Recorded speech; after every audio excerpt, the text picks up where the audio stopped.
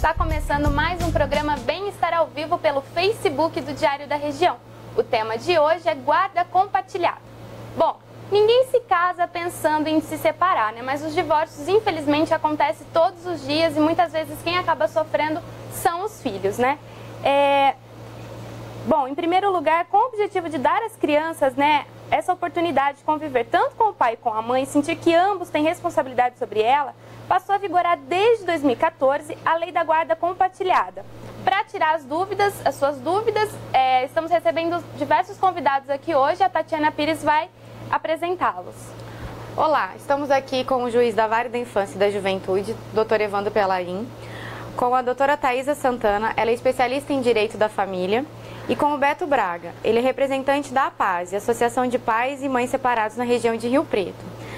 Doutora Thaisa, explica pra gente, para iniciar, o que é a guarda compartilhada? Boa tarde. A guarda compartilhada, ela é uma modalidade de guarda em que quando há o divórcio, a separação ou quando os pais não convivem juntos, eles compartilham as obrigações em relação ao filho.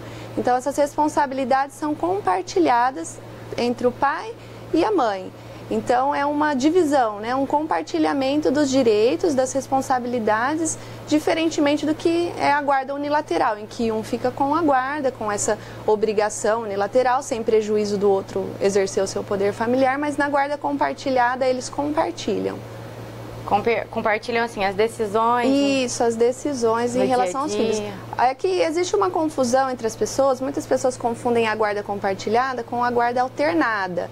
Então, fala assim, guarda compartilhada vai ficar segunda e terça com a mãe, terça e quarta com o pai, vai ter essa residência compartilhada. E, na verdade, o compartilhamento é em relação às decisões, em relação às obrigações, em relação às responsabilidades. A criança pode ter uma residência, né, um domicílio fixo, e a convivência com o outro genitor que não está no domicílio, ela é regulamentada. Então a gente fala em regulamentação de convivência. Então pode ter essa guarda compartilhada com arbitramento de um domicílio e uma definição dessa convivência, né? Que o que seria no lugar da guarda unilateral, as visitas. Então a guarda compartilhada veio para afastar essa figura do pai visita, né, que não tem obrigação, não tem direitos, ele só tem aquela visita quinzenal, uma vez por mês, para uma convivência, né? Então essa guarda compartilhada busca regulamentar que os dois tenham o poder de decisão em relação a esse filho e equilibrar também essa convivência, trazer esse pai para mais próximo, regulamentar essas visitas de forma mais ocorrente. A guarda compartilhada representa um caminho positivo para pais com filhos que se separam, Dr. Pelarim. Quais os benefícios, né, para as crianças ou adolescente? A doutora Thaisa colocou muito bem. A guarda compartilhada, talvez o principal ponto a se destacar é a questão dos deveres, né, que é atribuir as responsabilidades de forma equânime, ou mais próximo possível disso, porque o que acontecia era comum antes disso, e ainda infelizmente acontece. Geralmente fica-se o filho mais com a mãe ou com a guarda da mãe, e o pai fica com aquela ideia de que a responsabilidade dele sobre a criança é só pagar a pensão e pegar uma vez por semana para passear. Não é isso. Então a guarda compartilhada vai atribuir ao pai o dever de ir na escola buscar o filho, eventualmente de assinar na escola também tudo que tem a respeito do filho, no médico, enfim. Então, que muitas vezes, por exemplo, vai fazer a transferência de um filho de escola. Quem pode fazer? Só quem tem a guarda. Não, se a guarda é compartilhada é com os dois.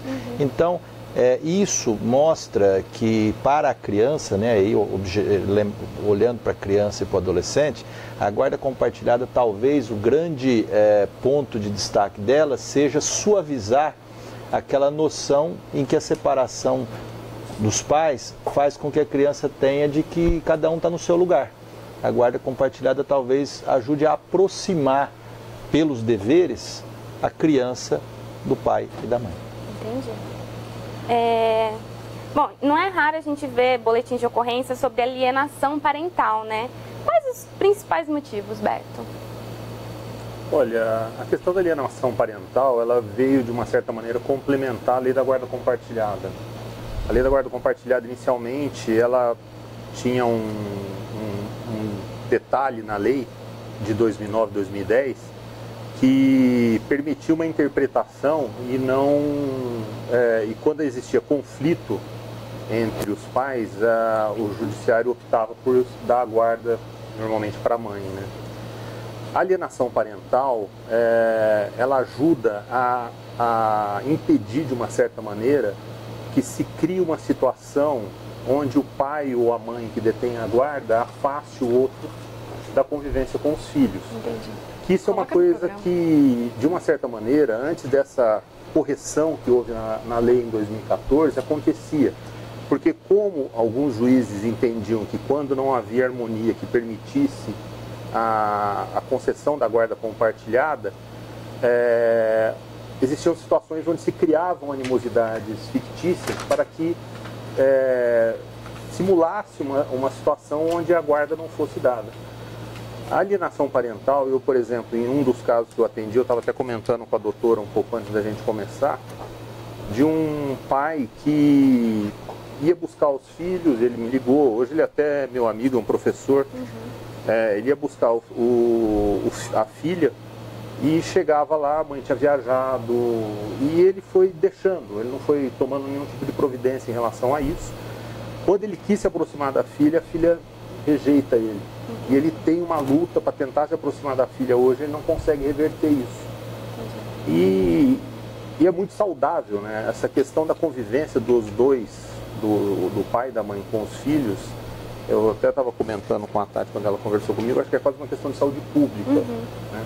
Porque a questão da guarda compartilhada, ela é uma questão que vem para a criança, não é para proteger um pai ou para proteger uma mãe. Ela vem em benefício da criança. E eu acho que é essa visão que precisa ser posta. Para a educação da criança, isso é fundamental. Super positivo, né? Porque assim, nós vivemos... Sim. Essa oportunidade de ter uma convivência equilibrada com o pai e com a mãe. Exato, porque já vi situações e disseram, mas o mundo do pai é muito diferente do mundo da mãe. Mas o mundo é plural, né? A gente não tem como tirar o filho, impedir que o filho conviva com mundos diferentes, porque o mundo lá fora que vai ser apresentado para ele é diferente também. Entendi. Não vai ser só o mundo de um pai ou só o mundo de uma mãe. Legal. Oi, gente, nós pedimos que se vocês tiverem alguma dúvida, eles estão aqui para esclarecer em relação a esse assunto da guarda compartilhada. E a gente já tem pessoas que estão comentando e temos uma pergunta da Luciene Silva Alves. Ela pergunta o seguinte: quando o pai tem a guarda compartilhada e ele só pega a criança para passear, qual seria a melhor coisa a fazer? O que vocês indicam aí para ela? Talvez nesse caso ele não foi alertado ou não sabe devidamente que não é só passear, né? Como já foi dito também aqui, a guarda compartilhada, ela exprime antes de tudo deveres, né? O dever de cuidado, educação, ter os filhos consigo, guarda e companhia, também, como está na lei, exigir, né, a obediência, o respeito, enfim, aquilo que está no Código Civil. Então, talvez seja o caso, né, nessa pergunta, de fazer com que o pai seja encaminhado a uma orientação. E essa orientação pode ser dada em várias frentes: um advogado, a Defensoria Pública, o Ministério Público, o próprio Poder Judiciário. Tem equipes, né, lá de psicólogos, assistentes sociais, que estão ali também para orientar. E essa é a função também, conforme a lei. Também as associações que estão aqui à disposição. Então, respondendo à pergunta, no meu ponto de vista, encaminhar esse pai, alertar para ele que guarda compartilhada não é só passear. É mesmo. E Beto, se eles quiserem, se esse pai ou algum outro pai quiser procurar para esclarecer, a associação tem algum serviço, oferece? Como é que ela funciona? Assim? A PASE, ela tem um site, que é apase.org.br, e lá você tem os representantes das regiões, não só aqui de São José do Rio Preto, né? E tem várias matérias, tem casos que acontecem, tem fóruns de debate, e assim, o meu celular, por exemplo, está à disposição, né? Eu recebo várias ligações, né, durante o mês, E eu procuro sempre orientar. Né? A orientação que nós costumamos a dar é sempre o diálogo, né, inicialmente. Né? Eu acho que a gente tentar sempre evitar a via judicial, né, para poder tentar resolver, porque eu acredito que os pais têm que pensar primeiramente no bem-estar do filho. Né? Então, as questões pessoais, ego, tudo isso tem que ser colocado de lado pelo bem-estar da criança. Né? Mas no nosso site nós temos lá, tem as informações, como entrar em contato comigo, né? apase.org.br. Bacana. Temos mais perguntas aqui, gente. Então eu vou lendo e vocês vão respondendo aqui pra gente. Hoje tem bastante participação, as pessoas estão com bastante dúvidas. É um assunto bem pertinente aí. A Letícia Caneco, ela está perguntando quais os requisitos para o pai poder ter a guarda compartilhada. Existem requisitos? Olha, eu acho que a guarda compartilhada, como ele bem observou aqui, ela teve uma alteração em 2014 e ela se tornou o regime preferencial. Então, antes, quando havia uma disputa de guarda, o juiz tinha que dar uma decisão ou por um ou por outro, e dificilmente se aplicava a guarda compartilhada. Com essa alteração da lei em 2014, havendo litígio, mas ambos estando aptos ao exercício desse poder familiar, a regra seria a aplicação dessa guarda compartilhada. Então, o que o pai precisa reunir é as condições de exercer. Então, assim, salvo casos de abuso, de violência e de outras situações que demonstrem que o pai não tem condições ou não quer exercer a guarda compartilhada, a regra seria a aplicação desse compartilhamento da guarda. Então, o ideal seria, tem o interesse de ter essa participação mais efetiva, seria buscar a regulamentação dessa guarda. Então, as pessoas, de repente, que se separaram antes dessa formulação na lei, elas podem procurar o judiciário para ver isso, para tentar, se hoje a guarda está com a mãe ou com o pai, e o outro quer ter essa guarda, eles procuram, eles devem, se tem esse interesse, para que seja, é possível reverter? É possível, os casos vai ser avaliado, né, caso a caso, se houver necessidade, se o melhor interesse da criança, se essa proposta de alteração, de vamos passar essa guarda para compartilhada, porque de fato isso vai trazer uma mais efetiva participação do pai, uma distribuição dessas responsabilidades, isso for em benefício do menor, pode ser revisto. Agora, essa questão da guarda também é um documento, é um papel, o juiz vai dar uma decisão, mas isso também vai o consenso dos pais, né, de saberem que, independente de quem está com a guarda, impedir o exercício de visitas, impedir a convivência, a participação, também pode ser levado judicialmente, pode ser reclamado também judicialmente esse impedimento de participação. Nós caímos na questão da alienação parental. Caímos aí na questão da alienação parental. A lei da guarda compartilhada veio aí como mais um instrumento de combate à alienação parental. A alienação parental sempre existiu, que é essa questão de um dos genitores ou quem tem a guarda da criança de influenciar negativamente ou impedir exercício de visitas ou dificultar essa convivência equilibrada entre os pais. E essa lei recente, né, na verdade a lei é de 2010, de agosto, está fazendo 7 anos esse ano, veio para instrumentalizar a busca dessa reclamação. Então ela veio ali, ela conceituou o que é alienação parental, ela trouxe um rol exemplificativo do que configuraria a alienação parental e deu instrumentos para o judiciário atuar nos casos em que há essa ocorrência dessa postura de um dos pais em relação ao outro. Legal. A Jussara Simonini, ela está perguntando, quando a guarda ficou compartilhada e o pai é omisso, o que fazer? Eu acho que tem muitos casos aí pontuais, né? Mas de uma forma geral para orientar essas pessoas. O que nós evidentemente temos que primar é pelo consenso, pelo acordo, até porque isso é o melhor para a criança, né? Quanto menos litígio entre os pais, obviamente o ganho é para a criança. Agora, a gente não pode esquecer, quando está falando da guarda compartilhada e divisão de deveres, que a lei estipula então quais são os deveres, né? Então, o que nós chamamos de poder familiar, o antigo pátrio-poder, é um conjunto de deveres dos pais em relação aos filhos, né? Então, quais são esses deveres? Então, a lei discrimina, né? O Código Civil discrimina o dever de criar, educar, ter os filhos consigo, alimentá-los, exigir deles obediência, respeito e serviços de acordo com a sua idade e condição, E aquele pai e mãe que não cumpre esses deveres, e aí pode estar na guarda compartilhada ou não, então ele está sujeito a penalidades, a sanções. Quais são essas sanções? Começa desde sanções que estão no Estatuto da Criança e do Adolescente, que podem ser de uma simples advertência aos pais, até multa,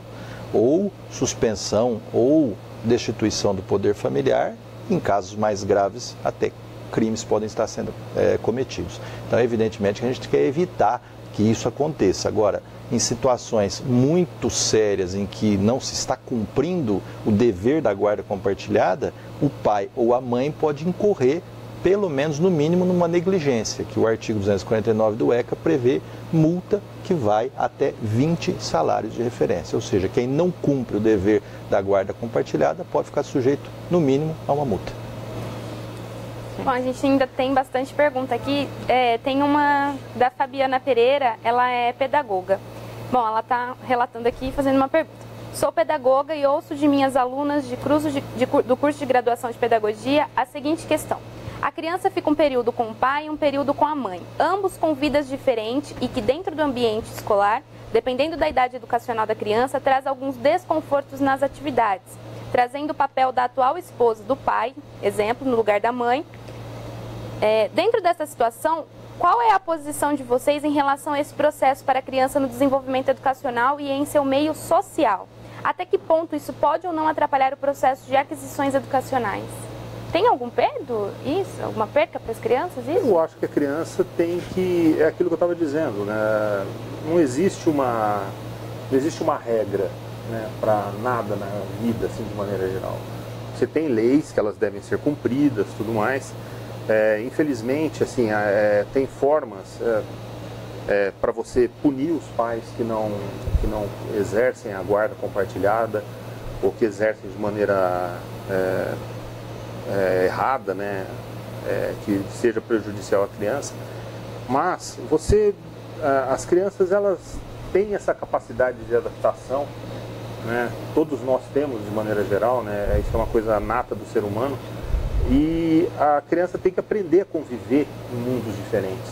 Porque quando ela sair para o mercado de trabalho, quando ela deixar o conforto do lar dos pais, né, o mundo que ela vai encontrar lá fora é um mundo difícil. Né? Então, eu acho que o papel de um pai ou de uma mãe é tentar fazer com que ajude a criança a se adaptar nessas realidades diferentes. Eu não vejo grande problema nisso, não. Né? Às vezes uma criança se sente mais confortável na casa de um porque cobra menos, né? Mas isso é uma questão dos pais sentarem, conversar e tentar harmonizar isso. O diálogo é sempre o melhor caminho em todas as situações. Né? Ok, está respondido. O Alexandre Rafael Távora, ele fez 2 comentários aqui. Eu vou ler esses 2 comentários, que são 2 perguntas, praticamente a mesma coisa. A mãe do meu filho vem praticando alienação parental. Desde a separação, o juiz pode negar a guarda compartilhada, mesmo com essa situação? Depois ele faz um outro comentário. E quando a mãe pratica alienação parental, por que da guarda compartilhada ser negada? Olha, a guarda compartilhada ser negada, para o juiz deferir ou indeferir uma guarda compartilhada, ele vai observar uma série de requisitos. Então, a alienação parental é um ponto, né? Ele vai alegar que está sendo alienado, ou seja, está sendo impedido de exercer a visita, está sendo prejudicado o seu vínculo, está tendo uma influência negativa em relação à relação dele com o filho. Então, ele vai noticiar isso ao judiciário e o judiciário pode, inclusive, tratar isso de forma incidental ao processo de alteração de guarda. Então, a alienação parental, como o doutor colocou aqui, dependendo do grau, você vai ter uma advertência, olha, você entra com incidente para declarar a alienação parental. Uma vez que isso for configurado, essa mãe pode ser advertida, ela pode levar uma multa, pode ser ampliado o regime de convivência e até alterado a guarda. Então, ela pode, ser invertida essa guarda em favor dele, ou alterado ou invertido, ou modificado, no caso, para uma guarda compartilhada, onde seja ampliado esse período de convivência. Agora, a questão de ser deferido ou não, aí vai depender de uma análise do juiz. Um processo de guarda hoje numa vara de família, o juiz ele se pauta, as partes geralmente passam pela perícia psicossocial, então tanto a mãe, quanto o pai, quanto essa criança, eles vão passar por entrevistas com a assistente social do juízo, com a psicóloga judiciária, e ela vai ali observar e vai elaborar um laudo sobre a situação da dinâmica familiar que vai auxiliar o juiz a deferir ou não uma mudança ou uma alteração na guarda. E esses profissionais multidisciplinares que estão aí nas varas hoje de família, eles estão aptos, inclusive, a verificar a ocorrência de alienação parental, né? Às vezes a criança vai entrevistar essa criança, vai saber se realmente a vontade dela, o que ela está expressando é a vontade dela, ou se é fruto de algum tipo de influência, e de mais a mais desses fatos relatados ao juiz, o juiz vai poder tomar sua decisão.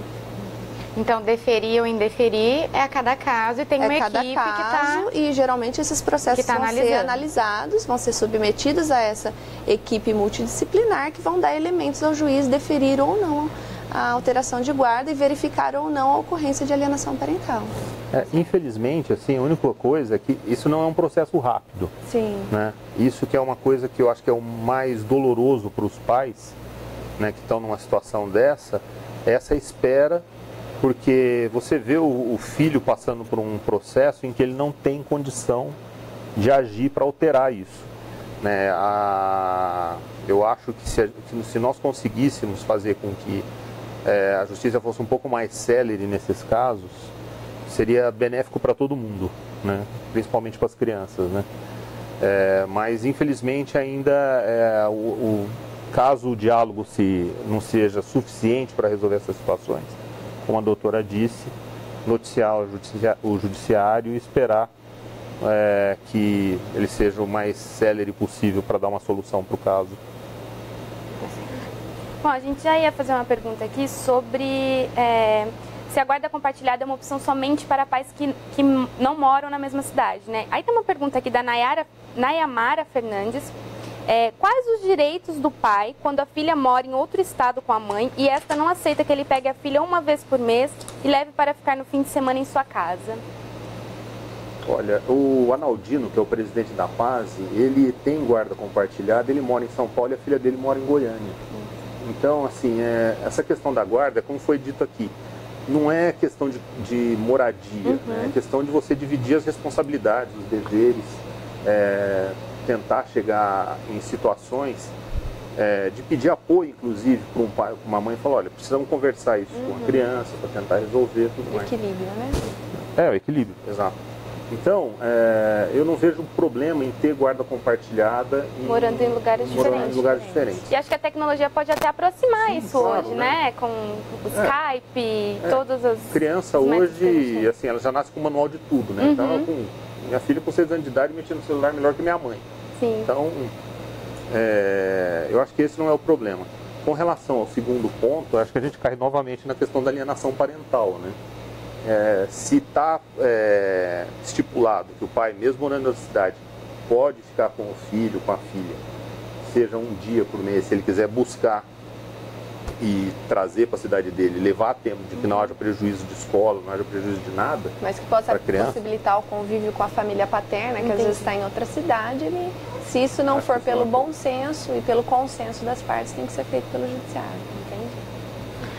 Gente, na guarda unilateral, o outro genitor, ele não fica, ou ele fica isento das tomadas de decisões? Não, ele não fica isento, evidentemente que não, mas não há, são questões práticas, né, que a guarda compartilhada acaba favorecendo, né, questões jurídicas práticas como citadas aqui. Então, assinar um documento na escola, né, que quem não tem a guarda, a princípio, não poderia fazer isso. Assinar um documento no hospital, eventualmente a criança sofre um acidente, precisa, enfim. Então, quem tem a guarda compartilhada não tem esse problema. Então, são questões práticas, né, do dia a dia aí. Agora, a guarda unilateral não retira do outro, né, o dever de cuidado, educação, etc. Muito embora, né, no período em que a criança não está de fato na posse dessa pessoa, né, evidentemente que as responsabilidades serão miradas, quer dizer, haverá uma mira de responsabilidade sobre aquele que efetivamente detém a guarda, né, que é uma questão jurídica séria, né? Então, a guarda compartilhada tem esse outro vetor também, de distribuir, quando faz essa separação, distribui as responsabilidades, não fica só sobre um, as consequências, eventualmente, de um descuido dessa criança. E a opinião da criança, ela é levada em consideração quando um juiz vai decidir? Tem uma idade mínima, não tem? Como que é isso no momento da decisão? Assim? Sim, claro que cada sim. caso é um caso, né? Sim, sim. O Estatuto da Criança e do Adolescente, ele dizia até antes de uma alteração relativamente recente, que nós tínhamos que, entre vários os elementos que levam a decisão do juiz no processo, ouvir o adolescente. Então, a primeira colocação era, ou seja, tinha que ouvir o interesse do adolescente, aquela pessoa maior de 12 anos. Agora, com a alteração relativamente recente, não. Então, o juiz tem que ouvir a criança e o adolescente, né? Agora, o que a gente tenta explicar para as pessoas, porque na prática nós percebemos assim, que as pessoas ficam aflitivas com o que a criança ou o adolescente vai falar, como se o que ele fosse falar fosse determinante para a definição da guarda. Ah, não, a criança prefere ficar com... Não, vai se ouvir, isso vai ser importante, mas não vai ser determinante e decisivo para a decisão, né? A doutora Thaisa colocou aqui muito bem, tem uma equipe multidisciplinar, psicólogos, assistentes sociais, eventualmente outras pessoas da rede também podem atuar nisso. Mas eu acho que gostaria desse canal aqui, um assunto extremamente relevante que nós estamos tratando aqui, para deixar também uma sensação, um sentimento ali da gente que está lidando, às vezes, com essas questões, que é um problema, a guarda compartilhada, a alienação parental, um problema dos adultos, e não das crianças, né? Então nós estamos tratando aqui eminentemente de problema entre adultos, e resolução de problema entre adultos. E o que nós observamos na prática, nessas situações, e aí os psicólogos trazem isso para a gente, isso é interessante, né? O outro saber, o saber técnico sobre a questão, os psicólogos trazem para a gente, que há o quê? Há uma visão do adulto do problema dele naquela relação. Então, ele se esquece que naquela relação, naquele problema em que ele está tendo com o outro, né, com quem ele se separou, existe alguém que é a criança que não sabe, né? Aliás, não gostaria que esse problema não estivesse acontecendo. Né? Então, as pessoas não têm essa capacidade da alteridade, quer dizer, fica muito... Essa capacidade da alteridade parece haver uma diminuição dela quando há esse litígio, quando não há o diálogo. Então, quer dizer, não saber se colocar no lugar do outro. E muito pior que isso, não saber se colocar no lugar da criança. Então, eu me lembro de algumas frases dos psicólogos que são interessantes. Às vezes os adultos se comportam pior que as crianças, né? Como as birras dos adultos. E isso é muito prejudicial para a criança. Entendi. E quando a pessoa... Pode complementar. Eu ia dizer isso, a opinião da criança é ouvida, não é decisiva, porque essas decisões nos processos de família vão levar em conta o melhor interesse da criança e não a vontade efetivamente dela. Porque, como disse o doutor, às vezes ela diz que quer ficar mais com um, talvez porque o pai não cobra muito, então ir para casa do pai é legal, ou vice-versa.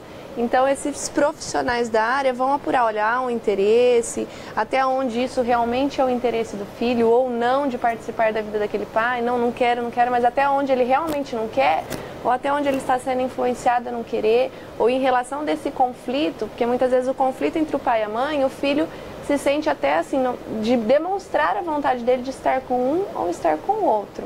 Então, o que vai ser avaliado ali é o melhor interesse dele, é as condições de cada um de oferecer um ambiente para o exercício da convivência e a partir de toda essa análise aí, observando o real, de fato, interesse, deixado de lado as conveniências dos adultos, é que vai ser proferida a decisão aí em relação à visita, em relação à guarda, em relação à convivência. Os pais têm que entender que a criança não é um troféu que está sendo disputado, né? Não é isso. Sempre no melhor interesse da criança que eles têm que dialogar, né? Não é uma disputa para ver quem vai ficar com o filho, quem o filho vai ficar. Na verdade, o filho quer ficar sempre com o pai e com a mãe, a menos que haja, claro, questões muito mais graves, né? Mas, de maneira geral, o amor da criança pelos dois é igual. Gente, o Alexander Rafael Távora, ele tem um outro comentário aqui. Muito doloroso essa questão da lentidão, ele está concordando aqui com o Beto. Por que não há prioridade para estes casos, onde há alienação? Mesmo havendo essa prioridade, ela não é de fato aplicada. E quando se denuncia essa situação no CNJ, há retaliação por parte de alguns juízes. Aí ele faz uma pergunta: como exigir essa prioridade sem afetar o resultado do processo? Não, ele tem razão, né? Nós temos um problema sério. No primeiro ponto, ele tem razão, um problema sério com a lentidão, né? Infelizmente, ainda há uma demanda maior do que a capacidade do próprio Poder Judiciário em entregar a prestação jurisdicional num tempo ideal, podemos colocar assim. Lembrando sempre, né, que a justiça ela não é composta só do juiz, né? A justiça ela é composta dos advogados, do Ministério Público, do juiz de primeiro grau, tem o tribunal, a que a lei concede o recurso, enfim, toda a equipe que participa do processo e das próprias partes também, né? Quer dizer, então, muitas vezes se clama por bom senso, e nós precisamos também ter o desprendimento das pessoas, e isso num conflito é muito pouco que acontece. Então, se realmente se joga a decisão toda para o judiciário. Esse é um ponto e que acaba congestionando realmente, deixando muito difícil. Agora, se há retaliação, né, como foi colocado na questão, isso está errado, não pode haver retaliação, né? Aliás, isso aí é uma infração grave, né? Nenhum magistrado ou juiz que estiver julgando algum caso em que foi noticiado a demora, vai poder usar isso como retaliação. O juiz fizer isso, ele está cometendo um fato grave, né? Isso aí isso não pode ser admitido, né? Então, o problema de fato existe, né? Precisava melhorar. E em todos os setores, né, doutor? Exatamente. Não é só na vara da família, nós não podemos esquecer também, assim, nós estamos um país em que tem a maior taxa de processos do mundo. Nós temos 206 milhões de habitantes e nós temos 102 milhões de processos. Nós temos um processo a cada 2 habitantes. Não existe parâmetro no mundo. Então, como o Brasil. Então a gente diz assim, se não se confiasse tanto na justiça, também não sei porque tem tanto processo na justiça. Porque as pessoas resolveriam por sua própria conta. Quer dizer, então, agora para dar conta dessa estrutura, já há uma estrutura aí que é do juiz, que é uma estrutura caríssima para a população, imposto, é uma estrutura pesada, né? E nós não temos como ampliar isso ainda mais, porque senão a sociedade estrangula, não aguenta, né? Uma estrutura caríssima para tentar dar vazão a essas demandas. Mas realmente é um problema sério que precisa ser resolvido. Entendi. Em casos de guarda compartilhada, muda alguma coisa em relação à pensão alimentícia? Não. A pensão alimentícia é uma questão à parte da questão da guarda compartilhada. A guarda, a pensão, o regime de... Falar que o pai visita é uma sacanagem, né? Mas então, o pai convive com criança. Regime de convivência, né, doutora? Exato. Então, não é... Então, isso não altera absolutamente nada. O que for definido, que seja o pai ou a mãe, a pensão que for determinada, não tem nada a ver com a guarda compartilhada. São questões separadas. A obrigação de sustento hoje do filho menor de idade é tanto do pai quanto da mãe. E aí na proporção das condições de cada um. Então hoje os alimentos, as pensões alimentícias, elas são fixadas de acordo com a necessidade da criança e com a possibilidade dos pais. Então, independente da situação em que ela esteja em relação à guarda, se está compartilhada, se está mais com um, se está mais com outro, o que vai ser avaliado é o quanto ela precisa e o quanto esses pais podem contribuir conjuntamente para o atendimento dessas necessidades. Eu acredito assim que a gente tirou bastante dúvidas, o pessoal aqui participou bastante e eu gostaria que vocês deixassem assim uma orientação para essas pessoas que têm algum problema em relação à guarda compartilhada, à guarda unilateral, se não está satisfeito, o que eles devem fazer, né? Estou aqui em casa, tenho um problema com meu filho, não estou conseguindo resolver com o meu cônjuge ou com o meu ex-cônjuge, né? De uma maneira amigável. O que vocês orientam para essas pessoas, para a gente poder deixar um encerramento aí? Eu acho que a primeira coisa deve-se confiar na justiça. Eu acho que os instrumentos estão colocados, São instrumentos modernos que existem hoje, como se fazem nos países mais desenvolvidos.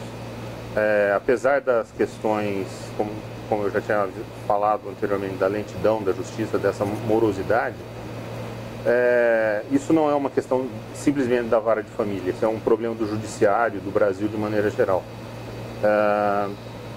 Eu acho que sempre procurar o diálogo e procurar uma orientação profissional adequada. Eu acho que o caminho é esse. Tenta o diálogo primeiro, se não deu, use as ferramentas que estão disponíveis aí para tentar sempre o melhor para o filho, que é o objetivo final disso tudo. Eu também vou no mesmo sentido do colega. Eu acho que a informação é a primeira coisa. Eu acho que está em dúvidas com alguma situação familiar, tem algum conflito, é buscar informação.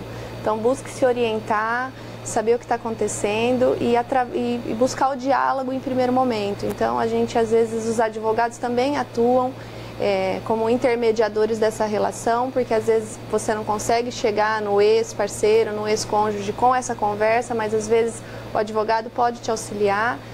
Não havendo esse acordo, não conseguindo isso, confiar na justiça, buscar um bom profissional, interpor, mas assim, sempre refletindo até onde e como esse processo vai ser conduzido.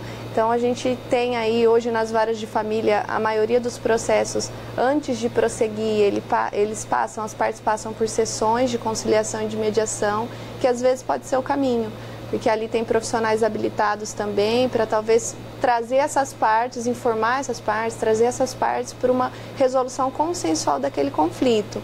Então, é buscar se informar. Às vezes há muita resistência em relação à guarda compartilhada, porque às vezes ele não se sabe o que é, de fato, o instituto. Então, às vezes existe aquela dúvida, eu vou fazer compartilhada e eu não vou ter direito à pensão do meu filho. Se eu compartilhar, ele vai ter que morar lá com o pai também, morar 15 dias aqui, 15 dias lá. Às vezes não tem conhecimento de que não precisa ser assim, que pode se adequar à dinâmica familiar, é o que melhor atende ali. Às vezes evita todo esse conflito, evita um desgaste de uma demanda judicial, que o tempo, aqui nós falamos que o tempo às vezes não é aquele da ansiedade da pessoa. E principalmente a reflexão, que nós estamos falando aqui de guarda, nós estamos falando de crianças e de adolescentes, no reflexo que isso vai ter para o filho. Porque a gente falou de alienação parental e nós deixamos de falar da síndrome da alienação, que é aquilo que o filho sofre quando ele está num convívio alienador. Então o pai aliena, a mãe aliena, mas quem está sofrendo a síndrome é aquele filho. Quem vai estar o mais atingido em tudo isso é a criança. Então que os pais tentem separar, tentem se informar, tentem buscar um caminho, mas separar desse litígio a questão do filho. Não usar o filho como troféu, como foi colocado aqui, não utilizar a guarda como um poder de decisão. Não, o filho é meu, eu decido, eu que resolvo, eu que aplico o que for recebido de pensão. É tentar fazer essa reflexão, buscar informação, refletir e conseguir colocar tudo isso de forma a ter uma vida familiar saudável para todos os envolvidos. E complementando, né, a pessoa que está com um problema nessa questão, ela acho que dá para separar alguns níveis, né? O primeiro nível e o imediato e o desejável é o contato com o pai ou a mãe diretamente. Se esse contato está aberto, está franqueado, é possível, esse é o melhor caminho, indiscutivelmente. Agora, se esse contato está bloqueado, porque a outra pessoa não quer conversa ou já deu sinais de que prefere o litígio, prefere a situação conflituosa a tentar resolver entre eles, então aí, como a doutora Thaisa colocou, se procure alguém que faça essa intermediação, que pode ser o advogado da separação em primeiro lugar. Aliás, é recomendável que seja aquele advogado que atendeu a pessoa na separação, porque já conhece o fato, para fazer essa interlocução. E quando esse diálogo está vedado, é muito bom que a pessoa não tente forçar o contato. Então, manda WhatsApp, manda xingamento, sabe? Então, às vezes acontece que se imprime aquelas mensagens agressivas, né? E isso aí não contribui em nada, não vai ajudar a pessoa que está no desespero, que quer resolver a situação, ficar mandando esse tipo de recado para o outro. Ao contrário, né? Então, eu acho que são níveis, né? Então, primeiro é o nível do contato direto, impossível. Tente a interlocução por alguém, preferivelmente o advogado que trabalhou na separação. Não havendo essa possibilidade, há vários canais, desde associações, como o próprio judiciário, que faz esse atendimento direto, a Defensoria Pública, o Ministério Público. Então, a pessoa, ela tem vários canais para se procurar, até se chegar, enfim, a se discutir judicialmente isso. Lembrando sempre que a decisão judicial que vai determinar se o filho vai sair da guarda compartilhada, vai entrar, ou se vai ficar para esse ou para aquele, vai ser a decisão do caso, mas não quer dizer que vai ser a decisão melhor para o caso, né? Muitas vezes vai convolar aí numa busca e apreensão, isso tudo vai, né, traduzir, às vezes, alguma consequência muito grave para a criança. Então, os pais devem se comportar, né, como adultos mesmo e tentar a resolução, de evitar também, como foi dito pelo representante da associação aqui, né, evitar que o litígio seja a primeira solução para o problema. Obrigada. Pensar sempre no bem-estar dessas crianças e adolescentes, né? Bom, quero agradecer os esclarecimentos de vocês. Esse programa acho que renderia muita conversa ainda, porque é um assunto muito interessante. Quero agradecer aos internautas por terem ficado com a gente, por terem enviado suas perguntas e deixar a dica para vocês entrarem então no site da associação, se tiverem mais dúvidas na APASE, né? Se tiverem mais dúvidas sobre esse assunto. Até o próximo programa.